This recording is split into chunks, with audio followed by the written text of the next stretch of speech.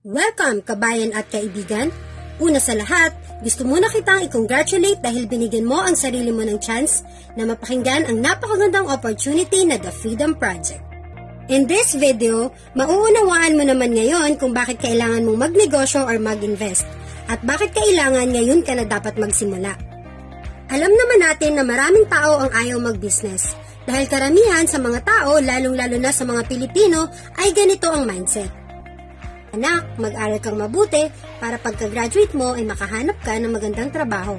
Kaya, pagka-graduate, halos lahat tayo ay trabaho ang hinahanap at hindi negosyo. Bakit nga ba mahalaga na may negosyo ka or other source of income sa panahon ngayon? Sabi ni Warren Buffett na isang American business magnate, investor, and multi-billionaire, if you don't find a way to make money while you sleep, you will work until you die. In short, kung gusto mong makapag-build ng wealth, kailangan mong makaisip ng paraan kung paano ka magkaroon ng income na hindi mo kailangan i-exchange ang oras mo at pagod mo kapalit ng pera. Ibig sabihin, kailangan mo magkaroon ng source for passive income.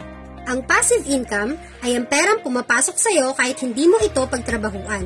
Or kung meron man, minimal work lang ang kailangan. At kadalasan, ang passive income ay naa-achieve lamang pag ikaw ay may mga negosyo or investment. Ang income na nakukuha mo sa trabaho mo ngayon ay tinatawag na earned or active income. Ibig sabihin, you work for money.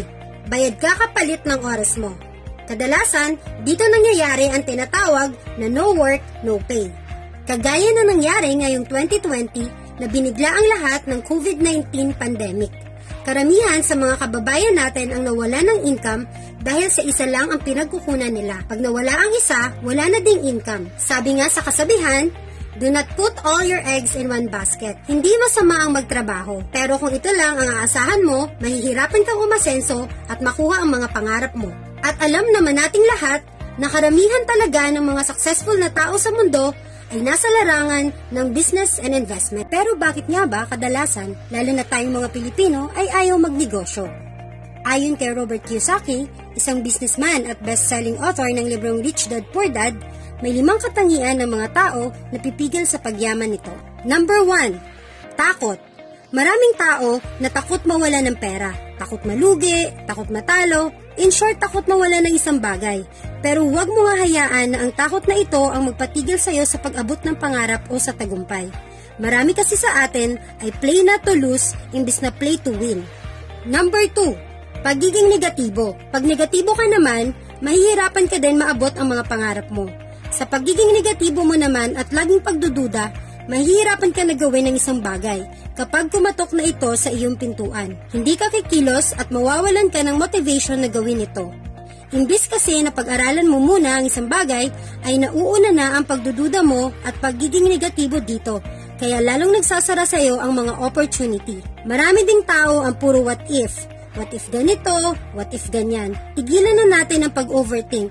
Ang mas maganda, gawin mo na lang. Number 3, katamaran. Kung tamad ka, paniguradong wala ka talagang ma-achieve. Minsan, sasabihin mo, busy ako. Pero sa totoo lang, tinatamad ka lang gawin ang isang bagay. Kaya maganda na magkaroon ka ng self-motivation para gawin ang isang bagay. Para maiwasan mo ang mga mamaya na habits mo.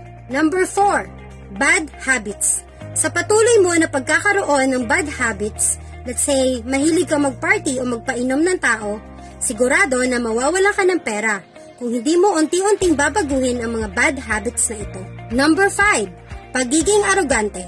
Kung arogante ka naman at feeling mo sobrang galing mo na para bang alam mo na lahat, pero in reality, mas malaki ang kapalit nito dahil ayaw mo nang matuto. Papaano na lang kung may mga dumating sa'yo na opportunity at ayaw mo naman itong pakinggan o pag-aralan. Ngayon kaibigan, check mo ang sarili mo. Baka isa sa mga katangian na ito ay taglay mo na pero hindi ka lang aware. Baka ito din ang pumipigil sa'yo kung bakit hanggang ngayon ay hindi mo pa rin natutupad ang pangarap mo at para sa pamilya mo. Ngayon, alam mo na ang dahilan kung bakit mahalaga na may negosyo or investment ka at kung bakit kailangan mong simulan ngayon na.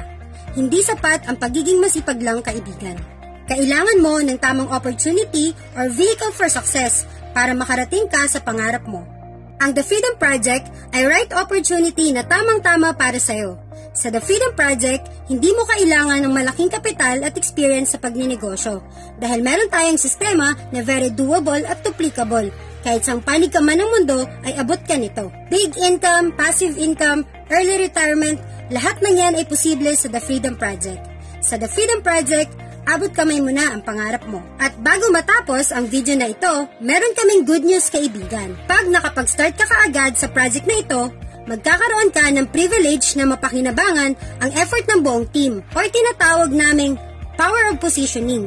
Kung makakapag-start ka ngayon, lahat ng mga possible investors ng team bukas or the following day ay mailalagay under your account. In short, pag napwesto mo ang account mo ngayon, kahit wala ka pang na-refer na kaibigan mo, magkakaroon ka ng mga tao under your organization.